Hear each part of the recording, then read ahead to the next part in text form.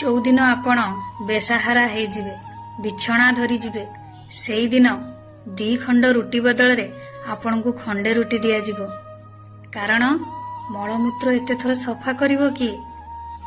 ଯେଉଁମାନଙ୍କ ପାଇଁ ନିଜର ସର୍ବସ୍ୱ ଲଗେଇଦେଲେ ସେଇମାନେ ଆପଣଙ୍କର ମରଣ କାମନା କରିବେ। ଦୁର୍ଗନ୍ଧ ଶରୀର ପାଖକୁ ଯିବେ ହିଁ ନାହିଁ। ନିଜ ଲୋକଙ୍କ ସହିତ କଥା ହେବା ପାଇଁ ନା ନିଜେ ତରସି ଯିବେ। ଏଟା କାହାରିକୁ ଦୋଷ ଦେବେ ନାହିଁ, କାରଣ ଇଏ ଆମର ସାଂସାରିକ ମାୟା।